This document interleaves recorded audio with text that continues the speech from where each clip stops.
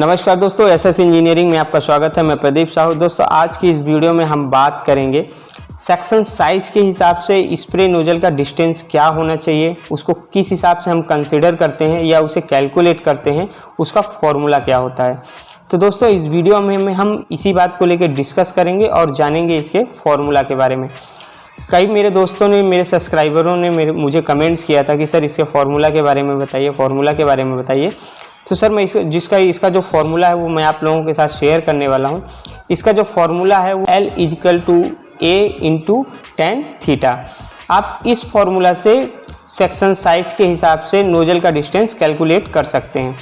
अगर आप section size भी चेंज करते हैं तो सिर्फ आपको इसका जो वैल्यू है वो आपको चेंज करनी पड़ेगी, यानी कि सेक्शन का जो साइज है उसी को चेंज करना पड़ेगा, बाकी फॉर्मूला आपका वही रहेगा। और दोस्तों, मैं आप लोगों से एक बात और कहना चाहूँगा। दोस्तों, अगर आप लोगों को मेरी वीडियो के माध्यम से कुछ समझने या सीखने का मौका मिलता है तो प्लीज़ वीडियो को पूरा देखें, लास्ट तक देखें और थोड़ा भी स्किप ना करें। इससे आपका ही बेनिफिट है, इससे आपको कोई प्रॉब्लम नहीं होगी, आपको समझने का मौका मिल जाएगा। और दोस्तों, उसके बाद भी अगर आप लोगों को कोई प्रॉब्लम होती है, डिस्क्रिप्शन बॉक्स में ऑलरेडी अपना व्हाट्सएप नंबर डाल रखा है, आप वहां से जाके मुझसे डायरेक्टली कमेंट्स पे बात कर सकते हैं या चैट कर सकते हैं। और अगर ज़्यादा इम्पोर्टेंस होगा तो आप मुझे मैसेज करिए, मैं आपको डायरेक्टली कॉल बैक करूँगा। तो चलिए दोस्तों, वीडियो में आगे बढ़ते हैं और जानते हैं इसके प्रोसेस के बारे में। तो दोस्तों, अगर हम इसका नोजल का डिस्टेंस निकालते हैं, जैसे कि अगर हमारा 65 का एंगल जो बन रहा है, अगर हम उसको दो भाग में डिवाइड कर देते हैं तो उसका जो आंसर आता है 32.5 mm आता है। तो हमें जो भी फॉर्मूला में ऐड करना है या जो भी लगाना है तो उसे हमें सेक्शन साइज या नोजल का जो एंगल होता है उसका हमें हाफ ही रखना है। और दोस्तों, इससे पहले मैं आप लोगों को एक बात और बता देता हूँ। हमारे जो ये फुल कॉन के जो नोजल आते हैं 486 के सीरीज़ के या 366 के सीरीज़ के जो भी नोजल आते हैं, इनके जो 4 डिजिट के जो कोडिंग नंबर्स ऑफ कोड होते हैं, इनका क्या मतलब होता है बहुत से लोगों को पता भी होगा।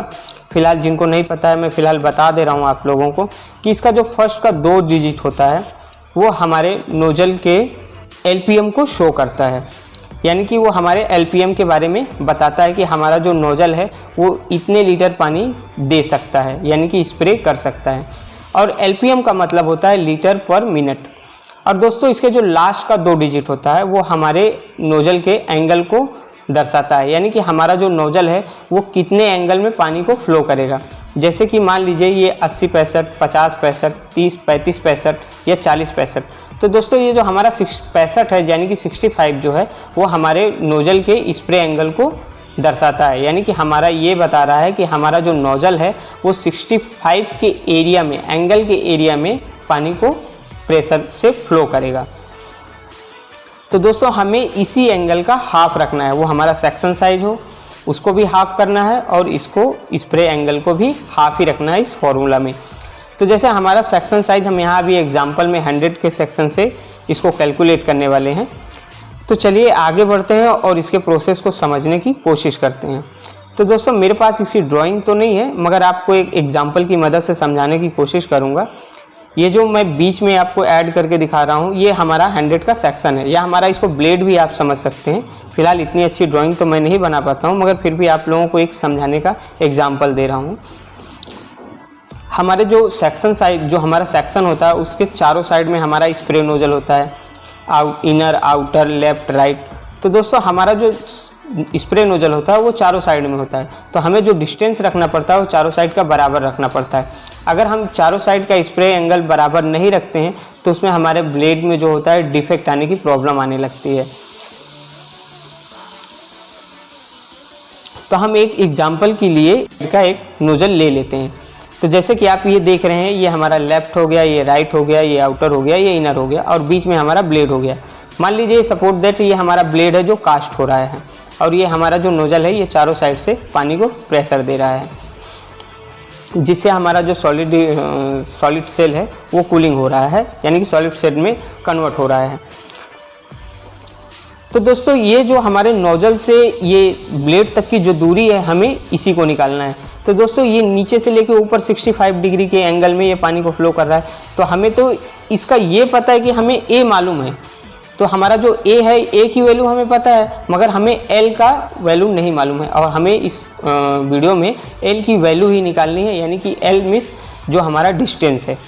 तो हम सबसे पहले क्या करेंगे कि जो हमारा जो स्प्रे नोजल का जो एंगल है उसको हम दो भाग में डिवाइड कर देंगे, जैसे 65 डिवाइडेड बाय 2, तो इसका जो आंसर निकल के आ रहा है 32.5 mm आ रहा है। तो हम इसमें सबसे पहले क्या करेंगे, ए की वैल्यू जो है हमारी, जो हमारा ब्लेड है, जो हमारा सेक्शन साइज है, उसका हम दो भाग में डिवाइड करेंगे। अगर 100 का लिया है तो 50 आएगा, अगर 110 का है तो 55 आएगा, अगर 150 का है तो 75 mm के आसपास आएगा, सॉरी आसपास क्या 75 ही आएगा। तो हमको वैल्यू जो हमें जो फॉर्मूला है हमें उसे हाफ ही रखना है। तो अगर हम इसको चलिए कैलकुलेटर में चलते हैं और कैलकुलेट करके देखते हैं। तो जैसे कि आप देख रहे हैं मैं कैलकुलेटर में आ चुका हूँ।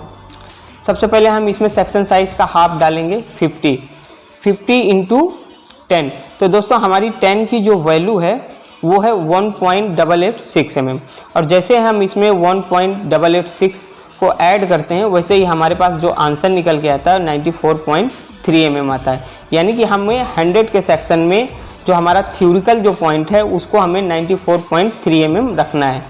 यानी कि जो हमारा जो 100 का यानी कि जो 100 का सेक्शन है उसमें नोजल की जो दूरी होगी वो 100 mm के करीब होगी।